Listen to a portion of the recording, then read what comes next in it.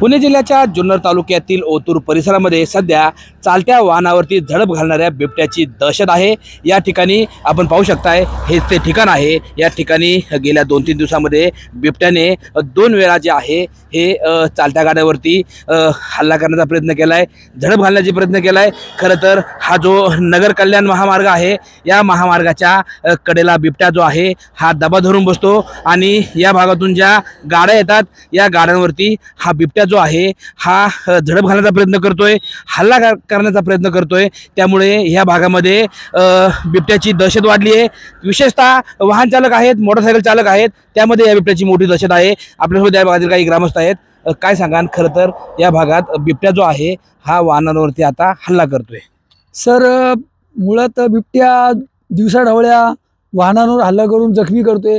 लोक जी पुणे नगर हायवेने जे ट्रॅव्हलिंग करतात त्या लोकांना सुद्धा कल्पना नसते का बिबट्या कुठून येईल आणि कुठे हल्ला करेल। आताच कालची रात्रीची घटना अशी होती की त्यामध्ये एक जण जखमी झाला आणि त्याच बिबट्याने रात्री पुन्हा 10:30 वाजता त्यांनी 4-5 गाड्यांचा फॉलोअप केला आणि त्यामध्ये त्याने परत 2-3 गाड्यांचा हल्ल्याचा प्रयत्न केला। पण सुदैवाने ते दोन्ही गाडीवाले त्यातून निघून गेले। रात्री जर असं होत असलं तर लोकांचा प्रवास करणं अति प्रॉब्लेम मध्ये राहील आणि त्याच्यात प्राणाची हानी होईल। आणि क्लासवरून जाणारी लहान मुलं, पालक लहान मुलांना शाळेतून क्लासवरून घेऊन जातात, त्यावेळेस सुद्धा असे हमले झाले तर मग बिबट्याची दहशत इतकी भयानक आहे की त्यातून खूप प्रॉब्लेम क्रिएट होतील। तर माझी अशी इच्छा आहे की शासनाने याबाबतीत लवकरात लवकर पिंजरे लावावेत, त्याचा बंदोबस्त करावा बिबट्यांचा, जेणेकरून मनुष्य हानी होऊ नये याची काळजी घ्यावी। खरं तर या भागामध्ये रोजच बिबट्या वाहनांवरती हल्ला करतोय, झडप घालतोय, काय परिस्थिती भयानक झालेली आहे। खरं तर आता परवा इथं हल्ला झालेला आहे, परंतु आता जे म्हणजे हल्ले करणारे जे बिबटे त्या भागामध्ये तात्काळ पिंजरा लावण्यात आला पाहिजे। परंतु आता त्यांचं असं म्हणणं आलं की पिंजरा शिल्लक नाही, असं म्हणून चालेल का? तर आज समजा एखाद्या माणसावरती हल्ला केला असता तर ते म्हणतील की आमच्याकडे जागा नाही कायद्याला ठेवायला, असं नाही ना म्हणू शकत। तर त्या आमच्या असे म्हणणे की ज्या ठिकाणी हल्ले होतात तो बिबट्या परत पुन्हा हल्ला करणारच, म्हणून तात्काळ तिथं पिंजरा लावणं गरजेचं आहे। उद्या कोणाचा बळी गेल्यानंतर मग नंतर आंदोलन करायचं, हे करायचं ते करायचं, त्यापेक्षा आत्ताच काहीतरी त्याची उपाययोजना केली पाहिजे। कारण लहान मुलांना मगाशी सांगितलं, लहान मुलं जी आहेत ते क्लास सुटल्यावर आता अंधार लवकर पडतो, दिवस सध्या छोटा आहे, तर मग क्लासवरून घरी जाताना त्यांना पालकांच्या मनामध्ये एक भीती निर्माण झालेली की माझा मुलगा मुलगी शाळेतून व्यवस्थित घरी येईल का नाही। आता प्रत्येकाकडे गाडी नाही आणायला, मुलांना सायकलवरती बऱ्या प्रमाणात जातात, तर ते एक भीतीचं वातावरण या ठिकाणी निर्माण झाले। आता हायवेवरती असं झाले, वाड्या वस्त्यांमध्ये तर भयानक परिस्थिती निर्माण झालेली आहे। याच्यावरती तात्काळ उपाययोजना करून काही ना काही मार्ग काढण्यात यावा। खरं तर बिबट्याच्या हल्ल्यावरती तात्काळ उपाययोजना कराव्यात अशी या ठिकाणच्या ग्रामस्थांची मागणी आहे। काय सांगाल, बिबट्याचे हल्ले वाढलेत, आता तर बिबट्या रस्त्याच्या कडेला दबा धरून बसतोय आणि चालत्या वाहनावरती हल्ला करतोय। आपण त्या दिवशी पाहिलं CCTVचं फुटेजमध्ये 6 वाजता बिबट्याने हल्ला केला होता एका मोटरसायकलवर। तो गंभीररित्या जखमी झाला, इथपर्यंत तो बिबट्याला हल्ला केल्यानंतर तो मोटरसायकलवाला इथपर्यंत पडला, त्याच्या डोक्याला दुखापत झाली, त्याला हॉस्पिटलला नेलं। त्याच्यानंतर त्याच दिवशी संध्याकाळी 11:03 एक बिबट्या ह्या ओसामधनं पलीकडच्या गवतामध्ये गेला। 11:07 पुन्हा तो बिबट्या तिकडून पुन्हा ह्या ओसामध्ये आला।